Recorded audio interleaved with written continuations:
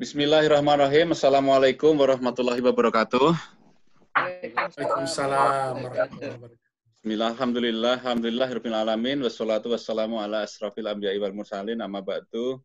Yang saya hormati, yang saya banggakan, Ustadz Dadi Darmadi dari Jakarta, Tangsel. Beliau adalah pengajar dan peneliti dari Universitas Islam Negeri Syarif Hidayatullah, Jakarta. Beliau adalah juga lulusan PhD dari Harvard University ini, dari USA ini, luar biasa nih beliau ini. Kita akan hari ini akan menerima petuah-petuah dari beliau tentang topik atau tema sore hari ini. Nah, sebelum itu tentu Pak Ketua MI yang saya hormati, Pak Swira dan seluruh jamaah yang hadir. Kita akan awali dengan pengantar singkat dari Pak Ketua MI, dilanjutkan dengan pembacaan Al-Quran, baru nanti ceramah dari Ustadz. Monggo Pak Ketua MI. Oke, makasih Pak Deh. Ya, Assalamualaikum warahmatullahi wabarakatuh. Waalaikumsalam warahmatullahi wabarakatuh. Alhamdulillahirrabbilalamin. Wassalatu wassalamu ala rasulillah wa ala alihi wa sahbihi ajma'in. Amma ba'du. Yang kami hormati Al-Ustaz Bapak Dadi Darmadi, PhD. Yang terhormat Bapak Ibu jamaah virtual UMI yang ada di Wellington dan dimanapun Anda berada.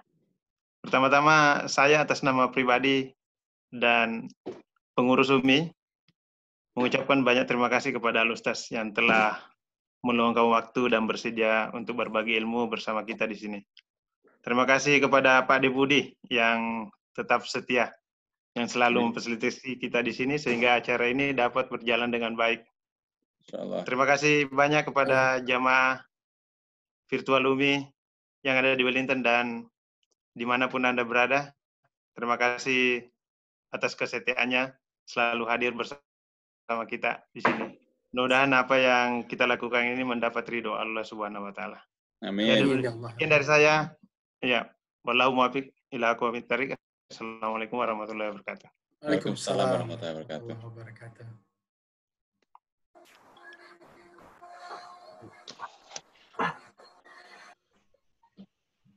أعوذ بالله السميع العليم من الشيطان الرجيم بسم الله الرحمن الرحيم هل جزاء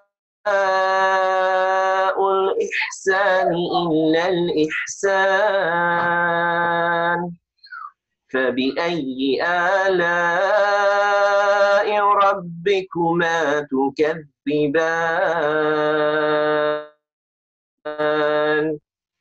ومن دونهما جنتان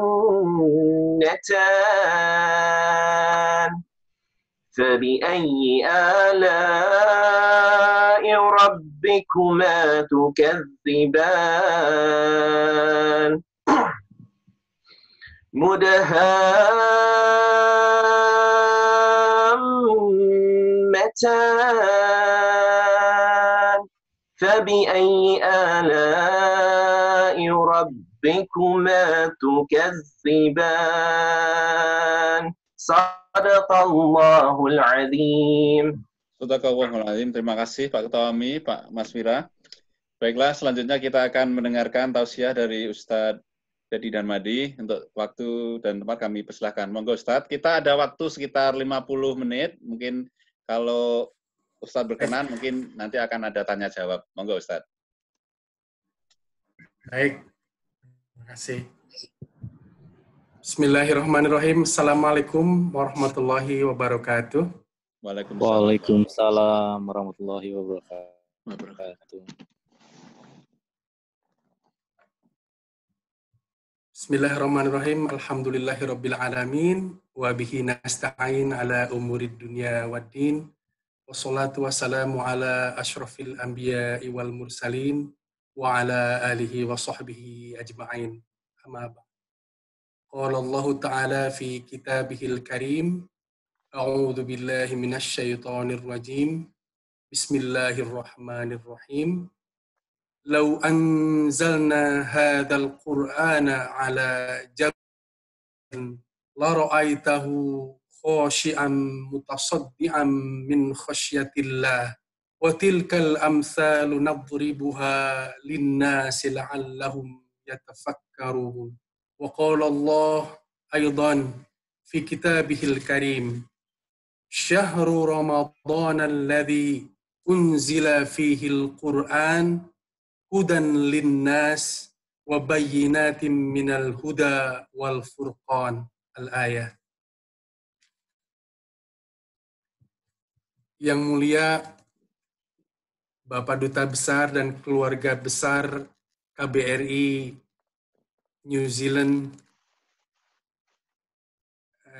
KBRI di Wellington, keluarga besar jamaah virtual, tadi disebut jamaah virtual, di KBRI Wellington yang namanya UMI, ya, menarik sekali namanya UMI. Masyarakat umat Muslim Indonesia, Ustaz. Umat Muslim Indonesia, ya, UMI, singkatannya UMI. Ya. Tapi UMI juga dalam bahasa Arab itu sebuah kata yang sangat indah, UMI, ibu. Ya. Ya. Pak Rifai, Pak Wira, pimpinan dari masyarakat umat Islam Indonesia di New Zealand, Bapak Ibu jamaah hadirin sekalian yang kami muliakan, kawan-kawan senior dan sahabat-sahabat mungkin yang tidak bisa saya sebutkan satu persatu. Terima kasih atas kesempatannya. Saya sangat berbahagia dan bangga sekali hari ini bisa berjumpa meskipun karena kita memang zamannya seperti ini, kita stay at home, bekerja di rumah, ibadah di rumah, berdoa di rumah, ngaji di rumah, gitu ya. Masya Allah, luar biasa.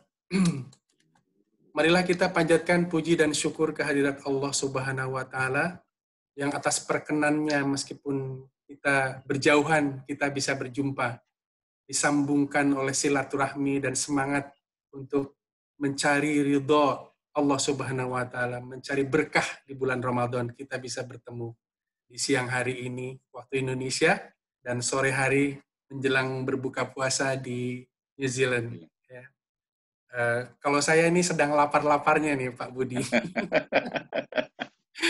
Kalau Pak Wira sama Pak Rifai, Pak Ahmad, Ibu Nina, dan Pak Ibrahim, mungkin sebentar lagi ya. Mudah-mudahan tidak terlalu lama kita saling mendapatkan berkah ini sambil mengaji.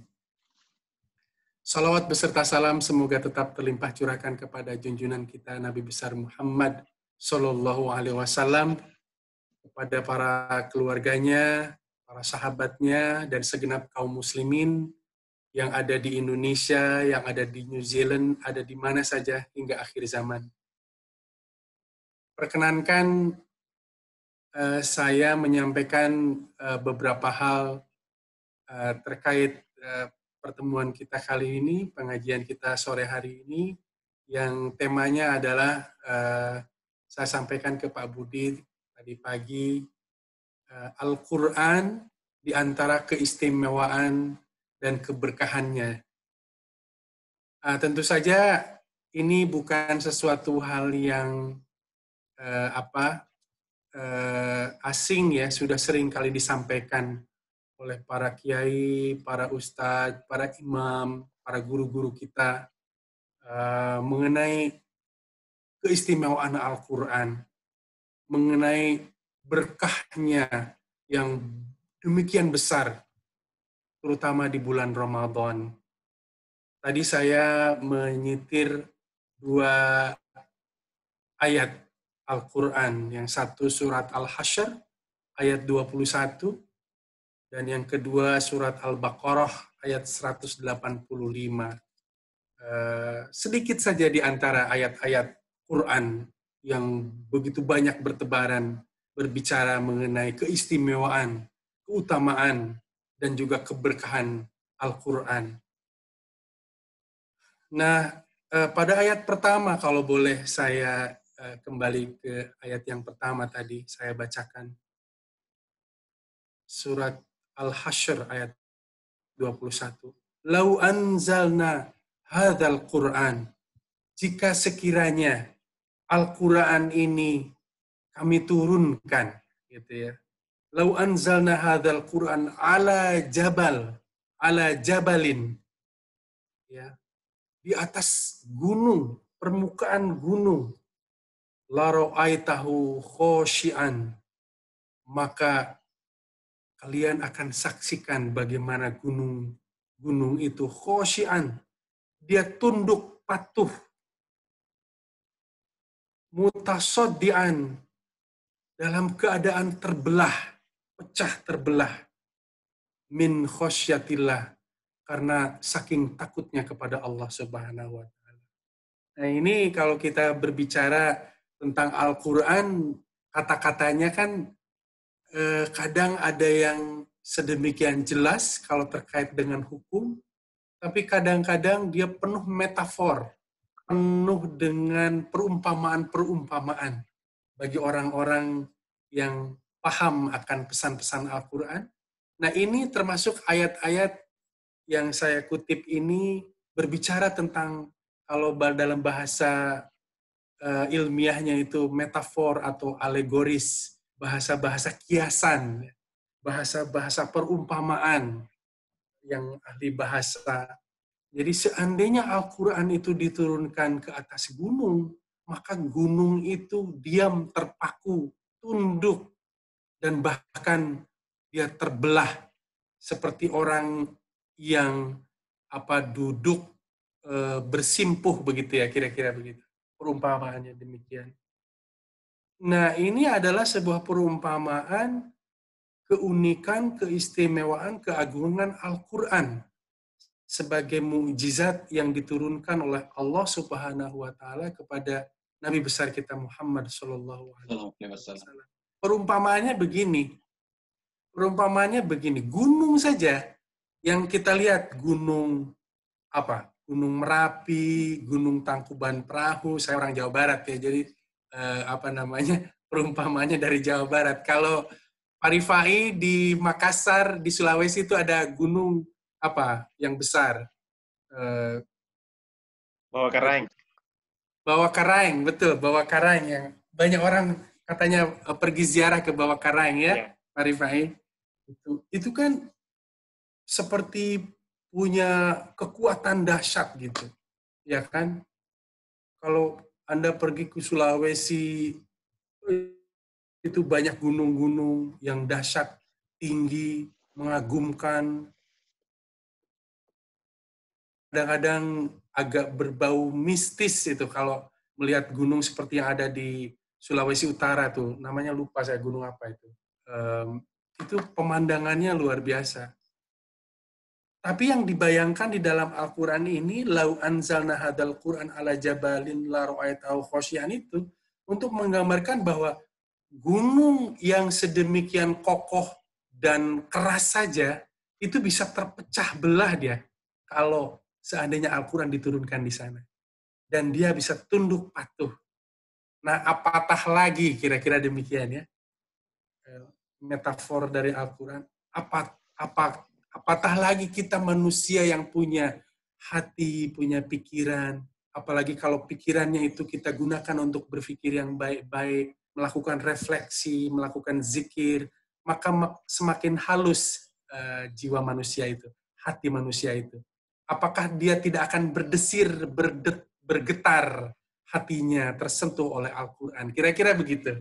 Ini salah satu keistimewaan Al-Quran, sehingga mungkin nanti giliran Pak Kiai, Pak Ustadz yang lain yang bisa menjelaskan tentang apa saja makna dan manfaat Al-Quran kalau kita bacakan ya. Ada dia sebagai obat. Al-Quran itu diibaratkan sebagai penawar, ya.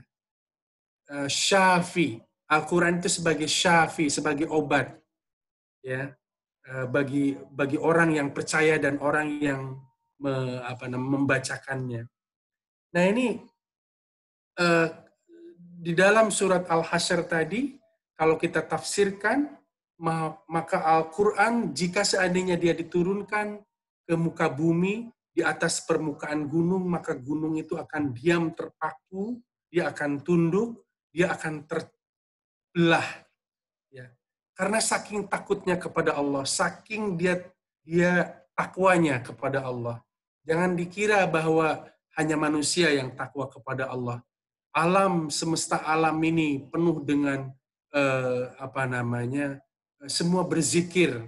Pada saat-saat tertentu semua berzikir, mengucapkan asma Allah gitu ya.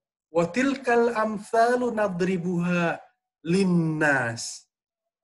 Maka itulah metafor, maka itulah perumpamaan yang dibuat oleh Allah kepada manusia, la'allahum yatafakkarun.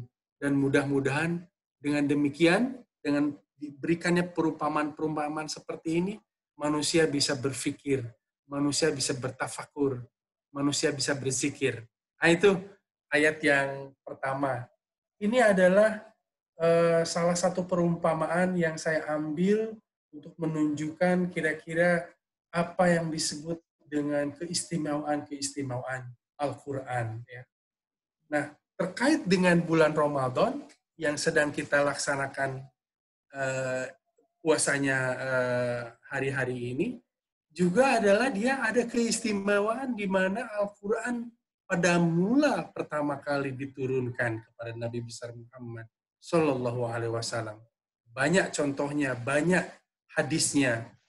Dalam Al-Quran disebutkan, Syahrul Ramadan alladzi unzila fihil Quran, bulan puasa Ramadan, bulan Ramadan yang di dalamnya diturunkan Al-Quran, dia itu adalah hudan linnas, dialah petunjuk kepada manusia, wa bayyinatin minal huda, dan dia juga adalah sebagai keterangan, sebagai pembantu penerang, minal huda wal furqan, bagi petunjuk untuk hal-hal yang benar, wal furqan, dan juga pembeda ya, difference maker, nah itu, to make difference, pembeda antara apa? Antara dua dunia, satu dunia yang hak, yang benar, dan dunia yang batil, dunia yang penuh dengan kegelapan. Nah ini ayat kedua merujuk kepada konteks kita di mana sekarang kita melakukan ibadah puasa, di mana keutamaan bulan puasa itu adalah di dalamnya memiliki sejarah di mana Al-Quran untuk kali pertama diturunkan kepada Nabi besar Muhammad SAW. Kita sebutkan sebagai awal mula, permulaan, karena Al-Quran itu turunnya dia berjenjang, ya, menyejarah dia. Semasa Rasulullah hidup 20 tahun lebih, Al-Quran terus-menerus turun, tidak pernah berhenti. Nah, Syahrul Ramadan, bulan puasa Ramadan juga adalah bulan yang penuh keistimewaan karena di dalamnya, kalau menurut Al-Quran, menurut versi Islam, di mana kitab-kitab suci umat terdahulu juga diturunkan. Yang namanya Suhuf Ibrahim, itu konon katanya diturunkan pada malam pertama bulan Ramadan. Demikian juga kitab yang lain, kitab Taurat, kitab Injil, kitab Zabur, semua diturunkan pada bulan Ramadan. Ini keistimewaan yang luar biasa.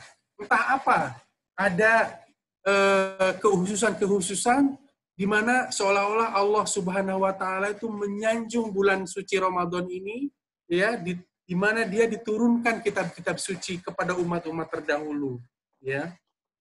Dan juga khusus buat umat Islam, bukan hanya karena Al-Quran diturunkan pada bulan Ramadan, kita tahu malaikat Jibril itu sering sekali katanya mendatangi Rasulullah di bulan Ramadan. Untuk apa? Untuk mengajari dan melakukan murojaah. Murojaah itu mengecek bacaan. Muroja, bertemu ya. Murojaah. Mengecek bacaan-bacaan Al-Quran. Jadi tidak hanya sekali diturunkan lalu langsung hafal, Nabi langsung dibiarkan begitu aja, enggak. Pada bulan Ramadan, malaikat Jibril datang bertemu dengan Rasulullah, dicek bacaan-bacaan Al-Qurannya. Nah, sehingga kalau kita lihat sekarang, ada tradisi di umat Islam di Indonesia, di New Zealand, di Amerika, di Timur Tengah, di Turki, di mana-mana. Ada yang disebut dengan tadarus Al-Quran, maka yang sungguh-sungguh pertama kali mengawali tadarus Al-Quran itu ya Rasulullah bersama malaikat Jibril. Gitu. Nah, di dalam hadis yang lain disebutkan bahwa satu kali saja kita membaca Al-Quran, satu ayat, bahkan satu huruf saja. Satu huruf kita bacakan dari Al-Quran, maka satu huruf itu bermakna satu kebaikan. Kalau satu ayat itu terdiri dari sekian kalimat itu terdiri dari sekian huruf, bisa dibayangkan seberapa banyak kandungan, makna, keberkahan, dan kebaikan yang muncul di dalam Al-Quran yang kita bacakan. Dan ini merupakan, subhanallah, ini merupakan satu keunikan, satu keistimewaan, satu keutamaan, dan keberkahan Al-Quran, di mana kalau di dalam kitab-kitab lain, kita tidak terlalu sering dengarkan adanya berkah kalau kita membaca, ya. Tapi di dalam Islam, Masya Allah, subhanallah, di dalam Al-Quran penuh dengan perumpamaan-perumpamaan, penuh dengan zikir-zikir, doa-doa, hukum-hukum, dan semua kisah-kisah yang luar biasa mengenai umat-umat masa silam dan juga pada masa Rasulullah SAW. Sehingga membaca Al-Quran, khususnya di bulan Ramadan, itu adalah merupakan kegiatan atau amal ibadah yang dianggap afdol selain puasa itu sendiri. Sehingga kalau kita merujuk kepada cerita Nabi Muhammad beserta Jibril tadarus Al-Quran itu, maka para sahabat banyak sekali yang ketika bulan Ramadan, bulan puasa itu kegiatannya sehari-hari itu membaca Al-Quran.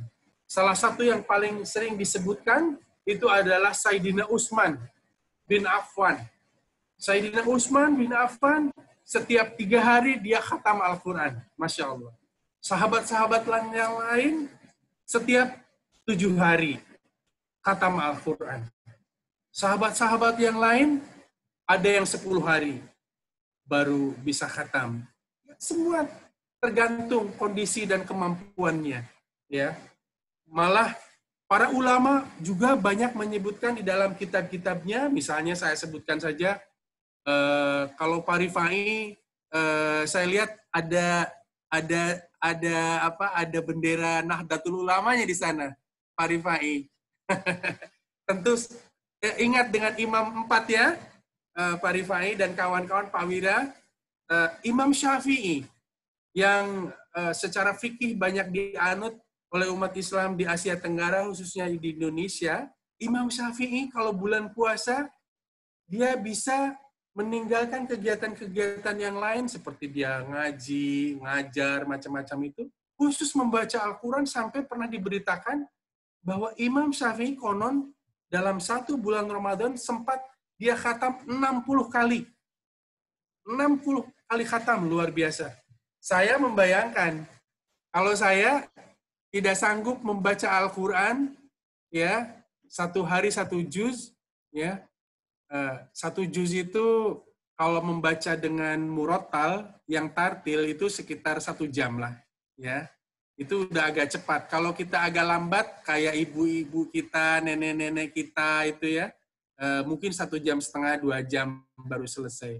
Tapi sekarang kalau kita lihat di YouTube, ini mohon maaf nih, saya kalau sambil orang Sunda bilang moyan ya, berjemur, ya kan? Ini selama kita musim COVID-19 ini disarankan untuk berjemur. Saya sambil bawa handphone, saya pakai topi atau peci, saya pakai headset saya setel aja Al-Quran. Tadi pagi sambil saya berjemur, sambil jalan ke taman-taman di sekitar komplek rumah saya dengarkan Quran yang bacaannya agak sedikit cepat, ya. Kan kalau di YouTube itu banyak pilihan, mau baca Al-Qur'annya slow and beautiful atau membaca Qurannya Fast and Furious. Kayak nama filmnya. Fast and Beautiful Recitation of the Quran. Itu hanya 30 menit saja. Jadi 10 kali putaran saya membaca itu, balik lagi ke rumah setengah jam, alhamdulillah. Juz 5 sudah selesai. Alhamdulillah. Nah, ini upaya kita, salah satu upaya yang bisa kita lakukan, Bapak Ibu sambil bekerja, ibu-ibu sambil masak, bapak-bapak sambil bersih-bersih, semua sambil mendengarkan Al-Quran, Masya Allah. Ada yang sempat bertanya kepada para ustadz di YouTube itu, bagaimana hukumnya mendengarkan Al-Quran sambil kita bekerja? Jawabannya tentu saja sangat baik, apalagi kalau kita berkesempatan mendengarkannya. Masalahnya adalah bagaimana kalau itu sampai mengganggu orang lain. Nah, gitu ya. Kalau sampai mengganggu orang lain. Kata Pak Ustadz itu, kalau sampai mengganggu orang lain, diusahakan mendengarnya itu untuk kita aja. Ya, untuk kita saja. Jangan sampai mengganggu orang lain. Tapi kalau orang lain tidak terganggu dan bahkan dia senang mendengarkan, pahalanya buat Anda yang mendengarkan kepada qari atau mukri yang membaca Al-Qur'annya, dan juga kepada siapapun yang mendengarkan dengan hati yang lapang, yang penuh dengan kegembiraan mendengarkan Al-Quran. Nah, ini adalah di antara sebagian dari keberkahan Al-Quran di bulan puasa Ramadan yang bisa kita ingat-ingat kembali ya, sehingga mudah-mudahan masih tersisa berapa hari lagi nih kita puasa, mungkin masih berapa, 17 hari ada? 18 hari? Mungkin ya. Ke depan kita masih sempat untuk membiasakan tadarus Al-Quran, membaca Al-Quran, sehingga kita bisa lebih mempersering lagi kita khatam Al-Quran. Kalau saya, di kompleks saya, kebetulan saya juga pengurus DKM-nya, ya seperti Pak Rifai dan Pak Wira lah di sini ya, dan Pak Debudi Putra. Saya juga di sini dengan sahabat-sahabat, dengan tetangga-tetangga, ibu-ibu, bapak-bapak, adik-adik semua, setiap minggu kita usahakan 1 minggu kita bagi tugas membaca 1 juz, sehingga 1 minggu itu kita insya Allah khatam. Jadi selama 4 minggu bulan puasa, kita 4 kali khatam. Tapi Masya Allah karena kita sekarang musimnya wabah COVID-19, tidak pernah ada pertemuan fisik gitu. Jadi semuanya dilakukan secara physical distancing, kita lakukan secara virtual. Jadi membaca Al-Quran secara masing-masing, di rumah masing-masing, tapi kita laporan, kita bacakan ini. Sehingga setiap akhir pekan, alhamdulillah kita bisa khatam 1 Quran. Nah, itu kira-kira yang bisa saya ceritakan terkait dengan apa yang disebut dengan keistimewaan dan keberkahan Al-Quran. Dan kepada Allah kita selalu mohonkan doa, semoga kita ini diberikan kekuatan, semoga kita diberikan kesehatan, sehingga kita bisa melaksanakan ibadah puasa. Masya Allah, pasti di New Zealand ini juga, di mana musim sudah mulai berganti kepada musim dingin. Pak Budi tadi sudah menggunakan selimut hangat. Kawan-kawan yang lain juga sudah pakai jaket ya.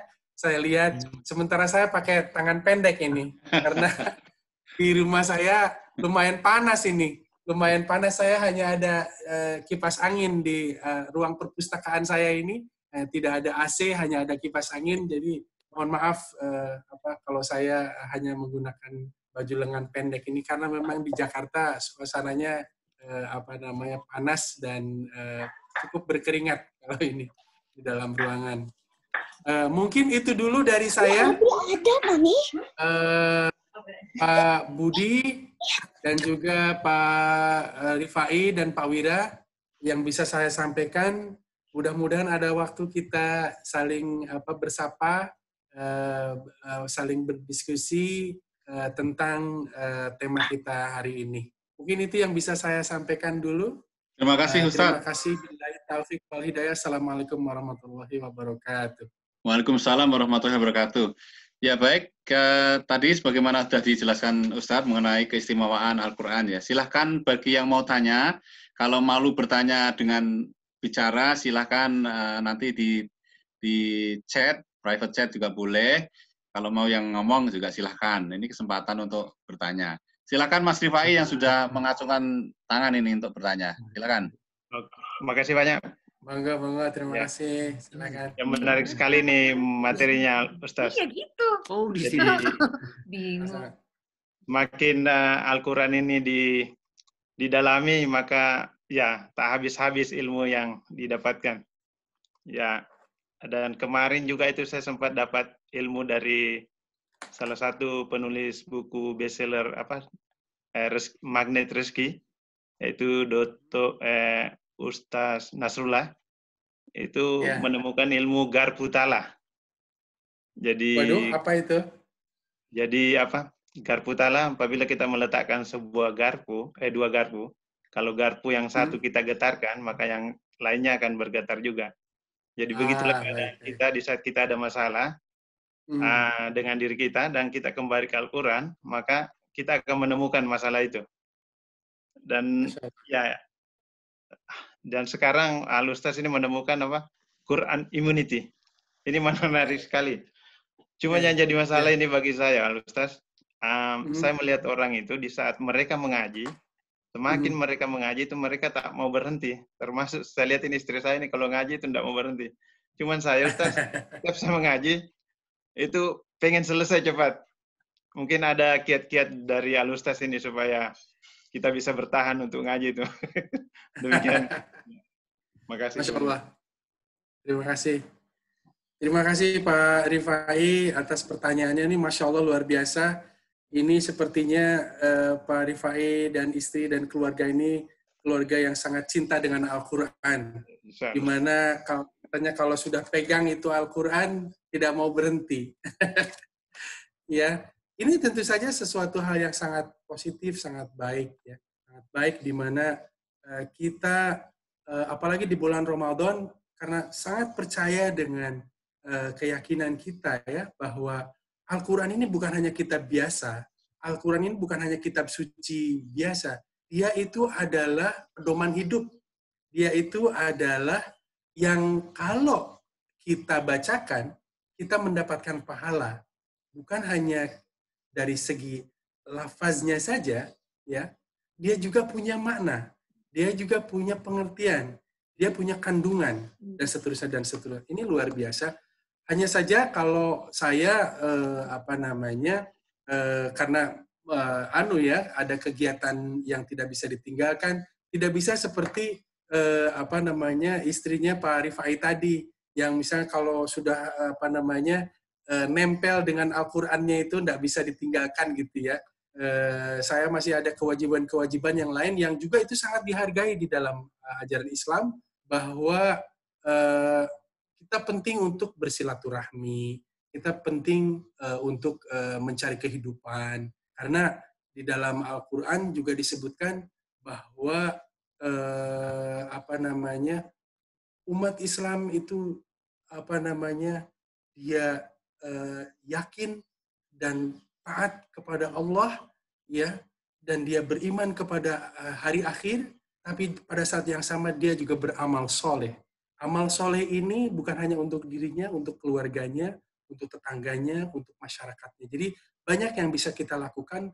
Tentu saja kalau para mufassir bisa menafsirkan bahwa bacaan-bacaan Al-Quran itu bukan hanya kepada ayat-ayatnya, kepada lafaz-lafaznya, tapi juga dia memahami, menghayati dan memaknai Al-Quran itu juga merupakan sebuah amalan yang penuh dengan pahala. Jadi saya sangat bahagia dan bangga jika mendengar keluarga Pak Rifai seringkali membaca Al-Quran dan bahkan hampir-hampir tanpa henti, apalagi di bulan Ramadan. Kalau kita bisa khatam Al-Quran itu ibaratnya seperti Nabi Muhammad Rasulullah berserta malaikat Jibril tadi sedang tadarus, sedang murojaah untuk terus-menerus mengkaji Al-Quran. Demikian Pak Rifai. Terima kasih Ustadz, terima kasih. Sebelum pertanyaan kedua ada Mas Mamat kalau nggak salah itu. Sebentar Pak, urutan Pak ya, setelah Mas Mamat bahasan nanti ya. Itu belum dijawab kayaknya ini. Ya. Maksudnya kiat-kiatnya supaya kita bisa mengaji dengan, karena saya ini setiap mengaji langsung mau selesai, Ustaz. Oke. Boleh ditambahkan, Ustaz, sebelum pertanyaan kedua? Oh iya. Kiat-kiatnya ya. Ada beberapa kiat-kiat yang bisa diterapkan ya. Kita sering dari ustadz-ustadz yang misalnya Syekh Ali Jaber yang sering saya dengar misalnya, atau di Jakarta ada juga sahabat Ustadz Ridwan Yahya yang sering kali bisa dilihat di YouTube-nya ya, sering kali mengajarkan kita ada kiat-kiat cara bagaimana misalnya satu hari kita bisa 1 juz tamat, yaitu kita kan sholat 5 kali sehari ya. Setiap kali habis sholat, kita langsung baca Al-Quran 2 halaman. Gitu. Ya, mohon maaf, bukan 2 halaman, 2 lembar. 2 lembar. Nah, 1 juz itu kan biasanya rata-rata berapa? 8 lembaran gitu kan. Jadi, kalau kita bisa habis Isya, kita langsung baca, atau habis taraweh baca 2 lembar, kemudian habis subuh 2 lembar, habis zuhur 2 lembar, habis asar 2 lembar. Nah, maghrib itu kita sudah khatam 1 juz. Nanti diawali lagi nanti pas Isya juz selanjutnya. Demikian seterusnya. Sehingga dalam 1 bulan insya Allah kita bisa khatam satu Quran sendiri. Kalau yang saya cerita dengan kawan-kawan saya di komplek di perumahan saya itu kan hanya 4 kali khatam, itu pun kita ikut bersama-sama membaca ya, begitu. Kalau untuk sendiri mungkin itu. Nah, kalau misalnya ingin lebih cepat lagi, ya bisa.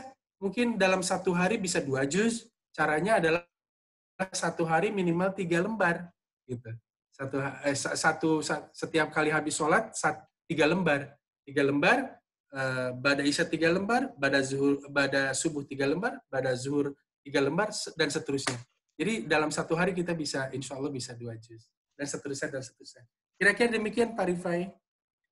Terima kasih Ustadz. Ini sebelum kita lanjut ya, ada 3 penanya. Ada 2 yang ada di sini, ada 1 yang melalui Japri.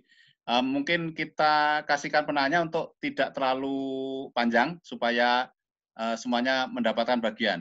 Yang pertama Mas Mamat, yang kedua Pak Hasan, dan nanti yang satunya saya bacakan dari Japri. Silakan Mas Mamat, silakan. Terima kasih Pak Ade. Assalamualaikum Ustaz. Terima kasih. Waalaikumsalam warahmatullahi wabarakatuh. Pak Mamat, apa kabar? Alhamdulillah baik. Saya ada sedikit pertanyaan mengenai menghafal Quran. Saya itu kalau menghafal Quran itu susah masuknya. Jadi saya itu kadang-kadang kalau supaya hafal 1 ayat itu harus benar-benar saya ulang-ulang terus. Nah, yang jadi masalah adalah karena kerjaan saya itu kadang-kadang kan saya kerjanya jadi builder, Ustaz. Jadi kadang-kadang saya harus benerin toilet, harus ini. Nah, kadang-kadang waktu di dalam toilet itu ayat yang saya hafal itu ada di otak saya itu, maksudnya kan katanya nggak boleh kalau kita baca Quran di toilet ya. Jadi kadang-kadang itu muncul aja sendiri gitu, kalimat itu yang saya hafal itu ada secara otomatis gitu, meskipun saya nggak ngucapin tapi ada di otak saya. Itu gimana Ustaz? Mohon pencerahannya. Mungkin dilanjut pertanyaan kedua ya Ustaz ya, karena supaya. Oh iya, monggo silakan. Pak Hasan silakan Pak. Mungkin nggak usah panjang-panjang ya. Ini di unmute dulu. Ya silakan Pak.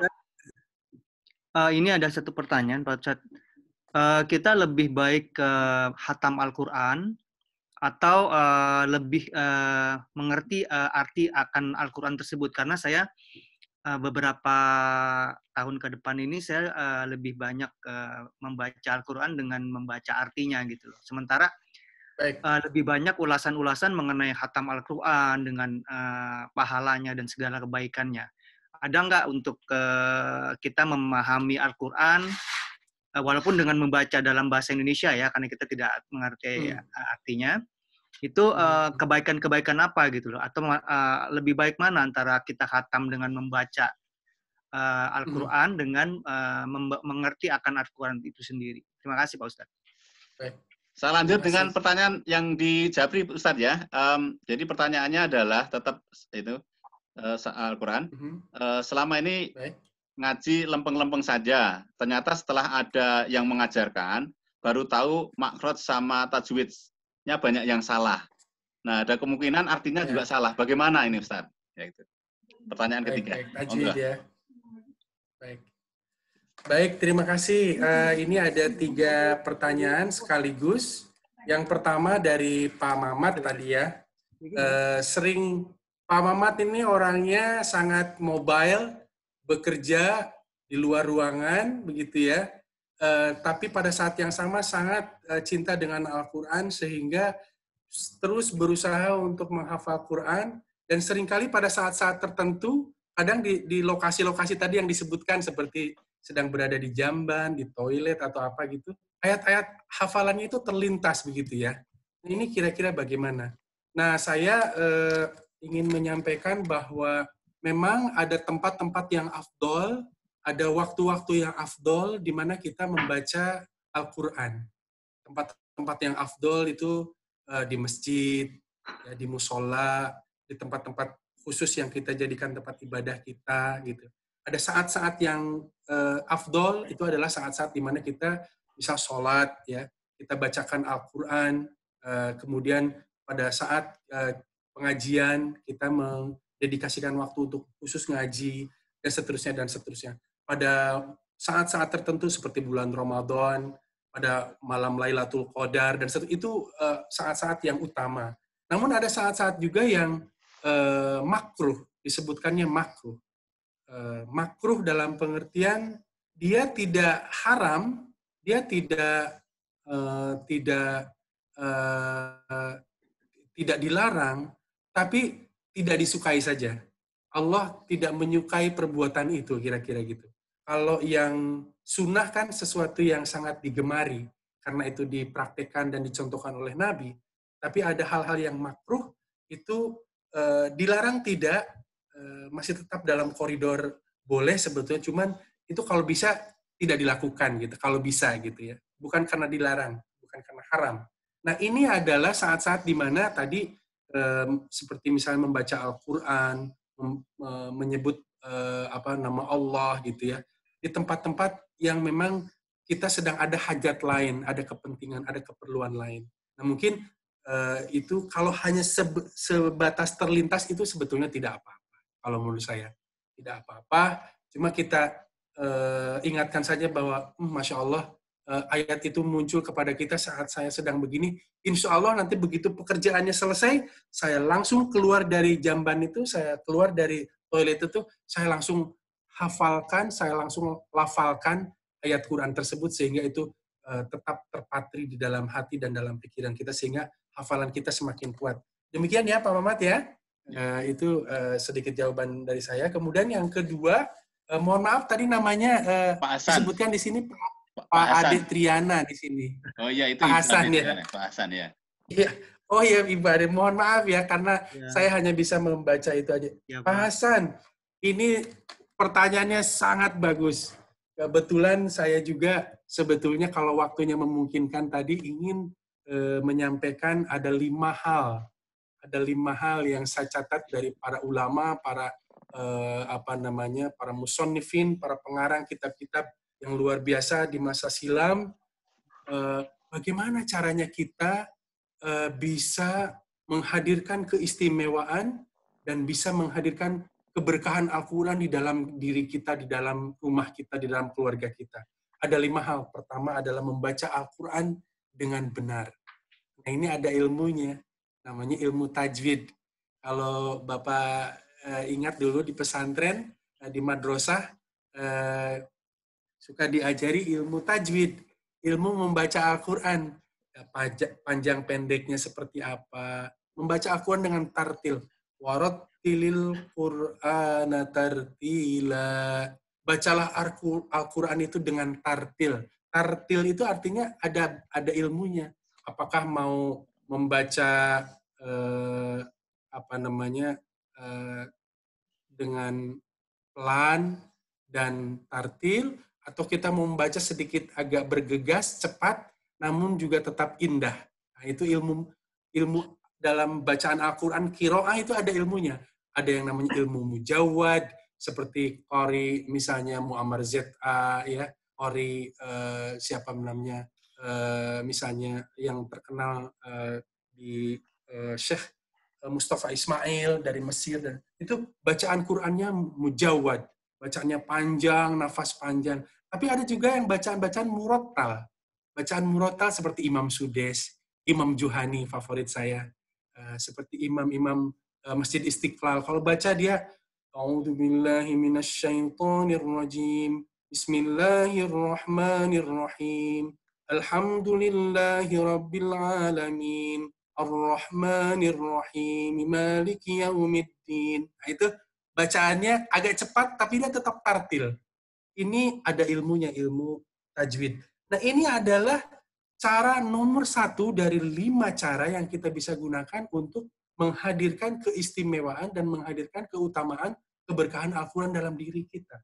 Yang kedua, persis yang ditanyakan oleh Pak Hasan tadi, yaitu memahami isi kandungan Al-Quran. Jadi buat saya antara membaca dengan tartil, membaca dengan benar, seperti Farifai dan kawan-kawan, dan memahami itu tidak terpisahkan sebetulnya. Bahkan dia menjadi 5 hal integral yang menjadi terkait satu dengan yang lainnya dalam rangka kita menghadirkan keistimewaan dan keberkahan. Apa yang nomor 3? Nomor 3 yaitu mengamalkan nilai-nilai dan ajaran Al-Quran. Di situ terkandung tentang ajaran ajakan sholat, ajakan membayar zakat, puasa, bahkan ibadah haji, dan seterusnya, dan seterusnya. Itu ada dalam Al-Quran, kita jalankan. Kita coba semaksimal mungkin kita amalkan. Itu nomor 3. Nah, ini ada nomor 4 dan nomor 5 terkait dengan hafalan tadi. Menghafalkan semampu kita, kalau kita sekarang udah tua ya, sudah susah mungkin menghafal Al-Quran itu tadi. Tapi kita masih bisa mengingat ayat-ayat pendek atau mengingat dari kutipan-kutipan ayat Quran. Tidak apa-apa. Tapi kalau kita bisa, alangkah lebih baik lagi. Ini mungkin terkait, yang nomor 4 ini terkait dengan pertanyaan selanjutnya dari siapa Pak Budi tadi? Mohon maaf tadi.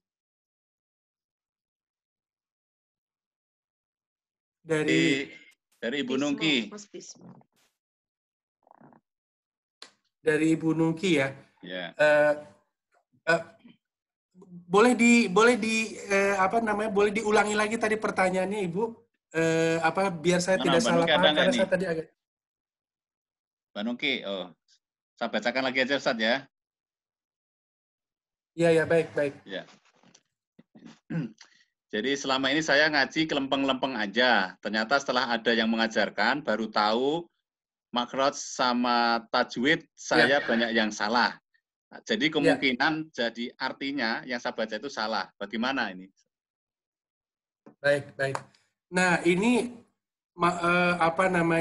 sekalian kita menghadirkan keutamaan dan keberkahan Al-Quran ini, mudah-mudahan menjadi motivasi juga, menjadi pendorong buat kita semua untuk bukan hanya sekedar kita mendengarkan juga ada pahalanya tentu saja, tapi kita bisa membaca, mengeja hurufnya, membaca, melafalkannya dengan baik dan benar.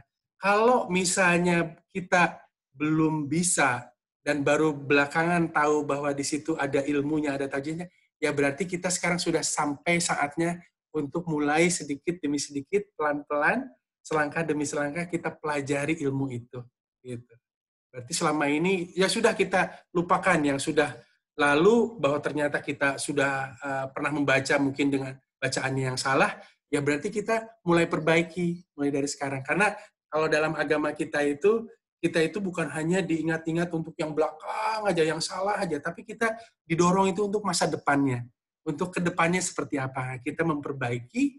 Mudah-mudahan Ibu bisa mulai dari saat ini, mungkin kita bisa sekalian pelan-pelan seperti Pak Hasan ya. Saya senang sekali Pak Hasan itu selain membaca juga katanya maknanya dalam bahasa Indonesia. Nah, mungkin kalau di New Zealand bahasa Inggris ya, maknanya coba lihat terjemahannya dalam bahasa Inggris juga, tafsir dalam bahasa Inggris. Banyak sekali sekarang itu sumber-sumber, Masya Allah, tidak terbatas ya. Ada di internet sumber-sumber yang terpercaya banyak sekali. Demikian Pak Budi. Terima kasih Ustadz. Waktunya pas sekali, jadi saatnya berbuka. Sekali lagi atas nama umat Muslim Indonesia di Wellington, terima kasih. atas nama Umi Wellington, terima kasih atas perkenannya, sudah sharing ilmu pada kita semua. Kita doakan mudah-mudahan Ustadz keluarga selalu sehat, selalu dalam lindungannya. Amin ya Allah. Terima kasih juga kepada seluruh umat Muslim Indonesia di Wellington dan sekitarnya yang hadir malam hari ini. Terima kasih atas partisipasinya. Kita setiap malam ada kultum, silakan. Nanti juga ada ustadz-ustadz lain seperti Syekh Ali Jaber, Hakim dan sebagainya. Mohon kehadirannya juga. Sekali lagi terima kasih Ustadz yang di sini kami ucapkan selamat berbuka puasa. Bagi yang di lain tempat seperti Ustadz, selamat melanjutkan ibadah puasanya. Mohon maaf. Demikian. Assalamualaikum warahmatullahi wabarakatuh. Terima kasih Ustadz. Terima kasih Mas Budi. Terima kasih Mas Budi. Assalamualaikum warahmatullahi. Terima kasih. Terima kasih. Terima kasih. Terima kasih semuanya. Selamat. Ya, selamat.